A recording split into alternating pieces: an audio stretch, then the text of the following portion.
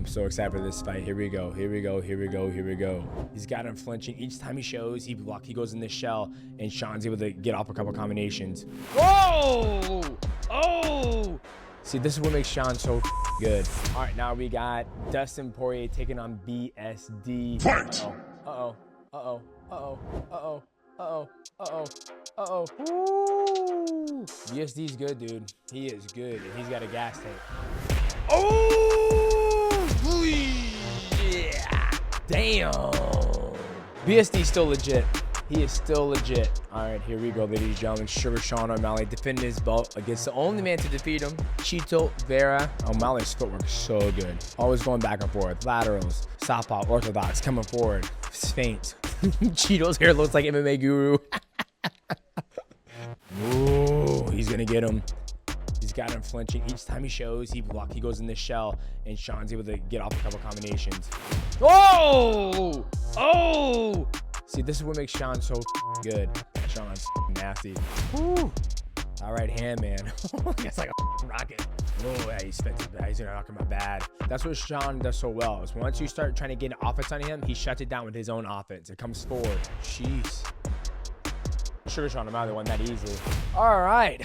Wow, wow. Okay, first off, cheers to all of the athletes who fought tonight. Cheers. I can have a little nightcap before I start dropping some gospel on you gentlemen and ladies out there, if any ladies follow the channel.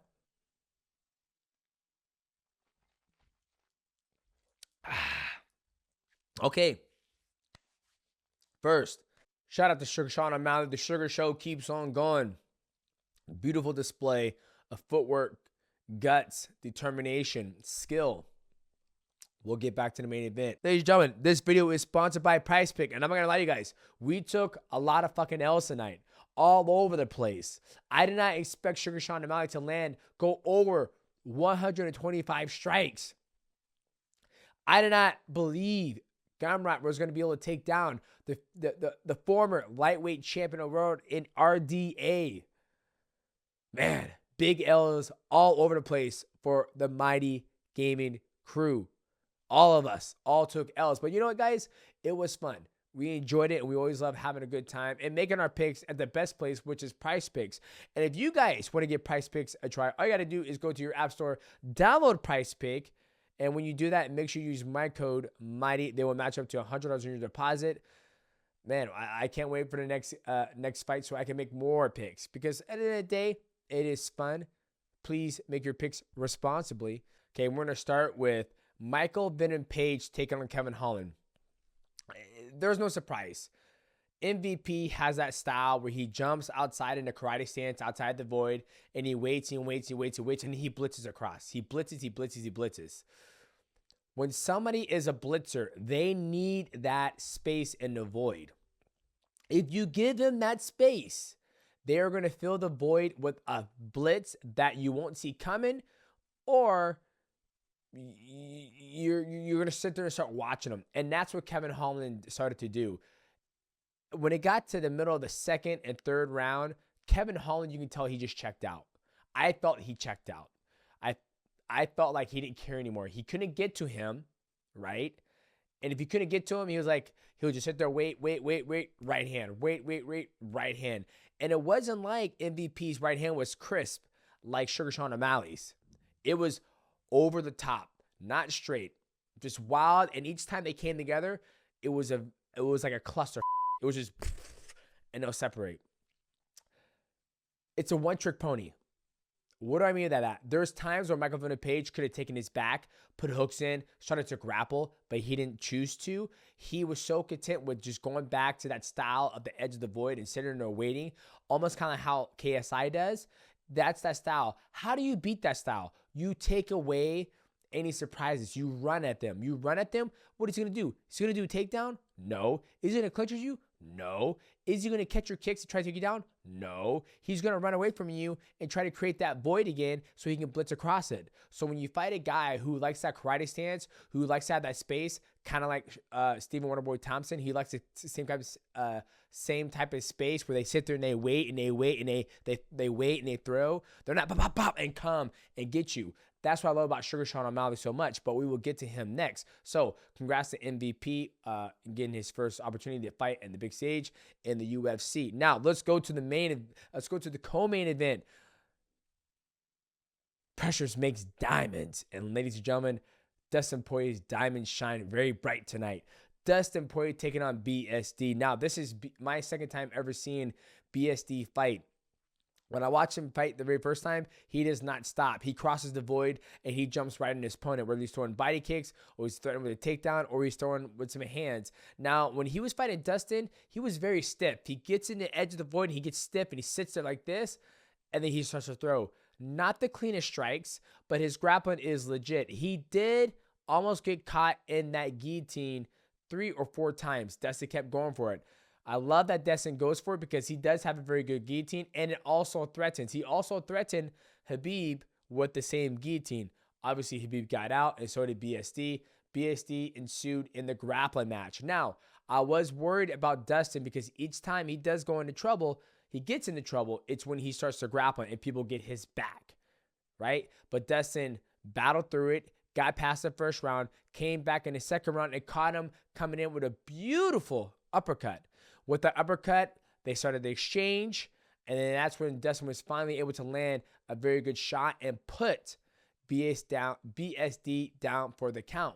Now, Dustin Poirier, he's in this land where he's not able to beat the champions, but he's beaten all the number 1 contenders, right? He's not a gatekeeper because gatekeepers are 8, 9, 10, right? He's right at the top. He just needs to find the right style match up for him to win the lightweight strap, right? He's fighting against Charles Oliveira. He came up short. He fought against Khabib Nurmagomedov, came up short. He's just got to wait to the right time. Now, how does Dustin do against Islam? It's very hard because Islam, I believe, is a better striker than Khabib. And he's just as good at the grappling exchange too, and he's not going to play this game and have sloppy stand-up. So I'm kind of curious what was going to happen to Dustin next. He is older. He's not a spring chicken, so I'm sure his window is slowly closing, as all athletes' windows are slowly closing when they reach that age, that prime age of mid-30s. So, all right, now, congrats to Dustin Poirier and congrats to BSD. I will probably say that was probably fight of the night in my book, just because they showed all realms of mixed martial arts, the grappling, the exchanges, the elbows. BSD did a great job when he was clinching, throwing the clinch game in against Dustin Poirier with some beautiful knees to the face, to the body, beautiful elbows. That's one thing that Charles Oliveira did to Dustin Poirier that I think Dustin wasn't used to. Okay, now let's go to the main event. Sugar Sean O'Malley taking on Chito Vera, trying to avenge his only loss. Now, once again, I think Sugar Sean O'Malley's greatest asset is his footwork. It's his footwork and his range and his length and him understanding his distance and how to cross the void. He will go lateral, southpaw, orthodox, show, go right hand, switch to southpaw, go left hand, show left and go right. He's all over the place.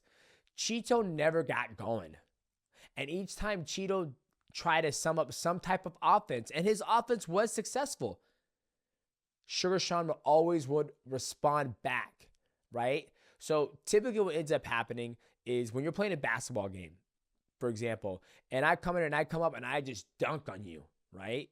You get the ball, I take the ball for you and I dunk on you again. Take the ball for you and I dunk on you again. At some point, you're going to get pissed off and you're going to get demoralized and you're like, I don't want to play anymore, right? But then let's say I dunk on you, you get the ball, and you come back and you dunk on me, and you're like, yeah, I just dunked on you. And I go, okay, it's my turn. I dunk on you again, and we're going back and forth. That's what's happening when Chito starts his offense. Chito will start his offense, and he was a little successful. He had Sugar Sean running a little bit, bloody Sugar Sean's nose. But then once he would do that, Sugar Sean O'Malley would respond. He always responds. You look when he fought Peter Yan, he would always respond. When Peter Yan dropped him, he got back up and he responded. And that's what makes Sugar Sean O'Malley so damn good, is that he has that counterattack. He understands the range and the distance. He can blitz across it. Then once he gets you feinting and covering in the shell, he will continue to go forward, where you see a lot of people who are counter attackers. I can name off a full list of them who will never go forward and respond in that type of exchange and stay there. Even though he was winning the fight, Tim Welch, the coach, says, dude, you're up 4-0. There was no reason to get crazy. Just stay on the outside, pick him apart, use your jab, do your thing. He didn't listen. He was like, nah, I'm going to keep on pushing the pace. He ended up hurting Chito Vera again in the final round. And then Chito actually landed a beautiful body shot at the very end of the fight, but it was a little too late. Now, the things that kind of hindered Chito Vera was he was waiting too much. When you're fighting a guy like Sugar Sean O'Malley who has so much great movement and he's looking to pick his shots, and you're given the opportunity to pick his shots, you have to make it a nasty dogfight. You have to get on him, because when in those exchanges, that's where you're going to land that shot that's going to hurt him. And each time Chito jumped on Sugar Sean O'Malley, that's when he was having the most success. It wasn't when he was out there waiting. You're not going to outshot. You're not going to pot shot Sugar Sean O'Malley. He's too fast. He's too good. He's too sweet. He's too sugar. Okay? It's not going to happen. You have to get on him. Now, congrats to Sugar Sean O'Malley, and congrats to Chito Vera for finally getting an opportunity to fight for gold, because the man's had an amazing career. One of the best to ever do it in the bantamweight division in the UFC. Now, what is next for Sugar Sean O'Malley? Sugar Sean O'Malley wants to go to Spain and fight Poirier.